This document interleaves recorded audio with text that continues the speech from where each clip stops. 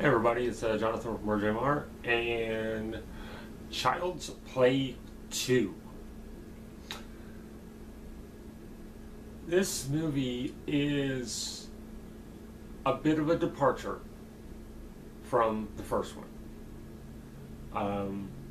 This was a time when sequels went either in an entirely different direction or they just did the first thing, the same thing as the first one, just bigger.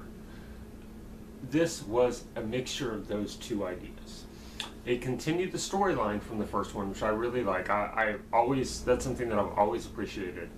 That they kept a fairly consistent storyline through at least the first three.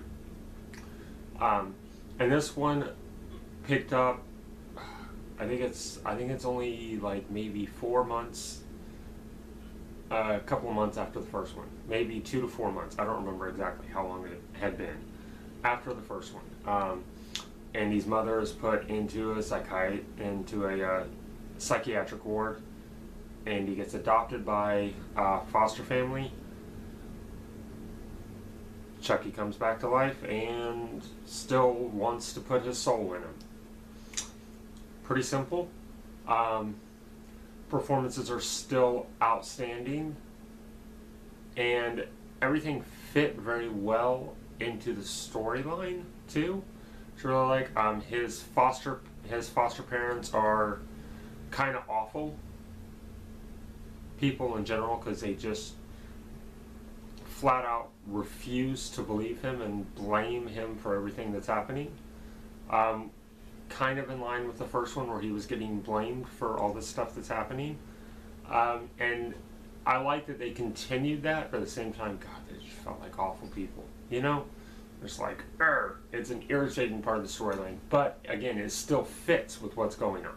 Because Andy is never going to be believed until somebody sees it. And if they see Chucky actually doing this, they usually don't live through it.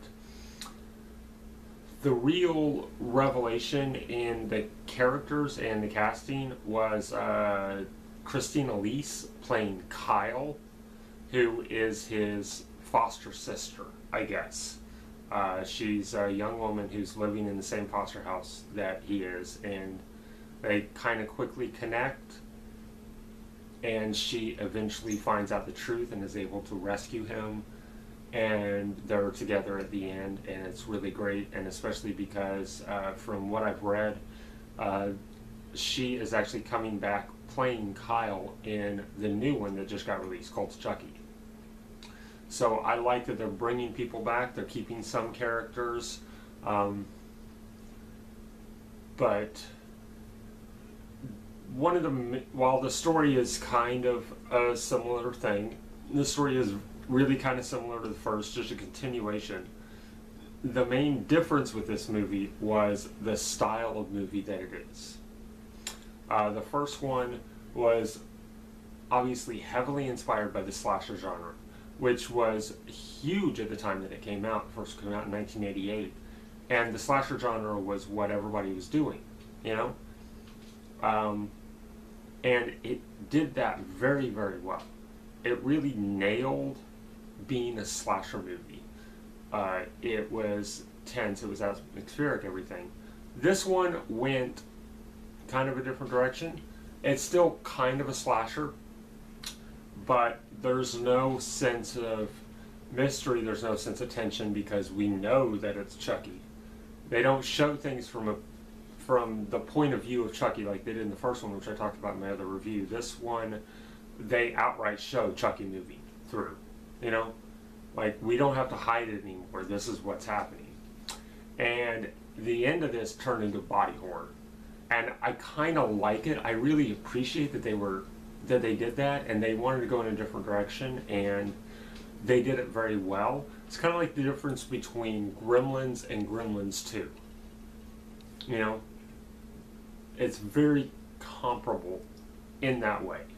You know, the first one was a well-made, really serious kind of movie, and then the second one, they kind of do a lot of tongue-in-cheek things. You know, I mean, like, the end of this movie literally takes place at a good guy doll factory that's completely automated. Felt like the end, actually, there's really a lot of similarities to the end of Terminator 2 in this one. I don't mean to keep comparing it to other movies, but you can see the influence. You can see all the influence of these different things. Like, the end of this one is the end of Terminator 2. I'm sorry. Just same kind of thing. Even going so far as to being able to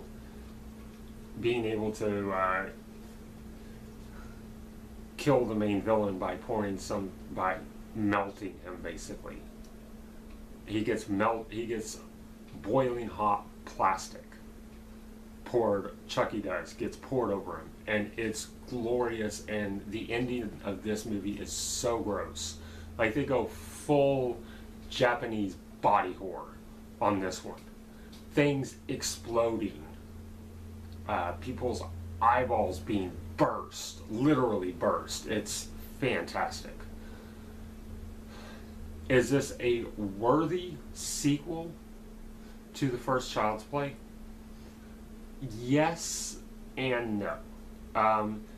Yes, in the sense that it's a very good movie. It's beautifully shot. The performances are very good, like I said, especially Christina Lee as Kyle. She was fantastic. No, in the sense that while I appreciate the change of tone and style, that tone and style of the first one is what I liked most about it. But this is a franchise that evolved in every movie. Every movie was slightly different, slightly different, slightly different. And we're coming up soon to the ones that I didn't really like because of the tone shift. But this one, while the tone was different, it was done very well. I enjoy body horror. I enjoy things melting and blowing up and ridiculous gore and violence. I enjoy that a lot. I do. Especially in a horror movie. It just felt kind of different. And if I had been older when these movies came out and I actually watched them as they were coming out, like if I was a teenager when these movies came out and actually had been able to see them as they were coming out, I don't know that I think I would have been a little weirded out by the drastic shift in tone and style of the movie. But watching them now as an adult, I can understand and appreciate what they were doing. Yes, it's a worthy sequel. As a movie, I just didn't completely appreciate all the changes. But it's very good, and it feels kind of standalone in a lot of ways. And more importantly, it feels like the end, even though we know that it's not. And a lot of movies were doing this. They would make a successful movie that was able to stand alone. It does well, so they make a sequel to it. And they do the same thing for that sequel. Hey, okay, we did a sequel. Let's end it here. And they make a finalized ending. Again, referring back to Terminator 2. Terminator 2 should have been the end of that franchise. It was made to be the end, but they kept going and wanted to make another one.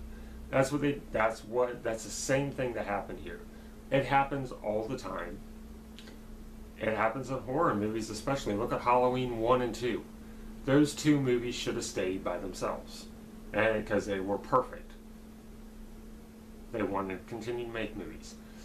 That's how Hollywood works. At least this franchise kept quality throughout the whole thing.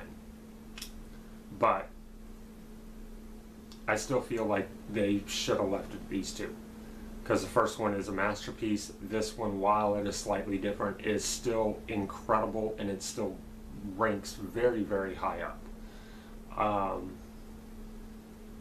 And again, if you want to see a doll get melted and then blown up, this is the movie for you.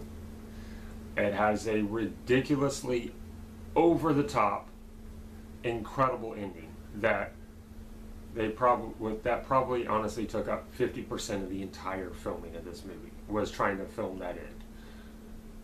So yeah, that's Child's Play 2. And as far as I remember, this is the last direct sequel. After this, we start to time jump. But it feels like a continuation of the first one, which is what a good sequel should be. Especially in the sense that it literally takes place not very long after the end of the first one. I love it when movies do that. I wish more of them would for direct sequels. Literally takes place right after. Again, all the influences and nods are very, very obvious, but this horror movie from the 90s. Look at any horror movie from the 90s. You're going to see the nods to other movies. That's how it's done. That's how you show your appreciation for the people that have come before you. And now people are using this movie as an influence. That's the way Hollywood works, and I love it. So check this one out. Not a complete masterpiece, but still a strong 7 out of 10. I'll see you for part 3 coming soon.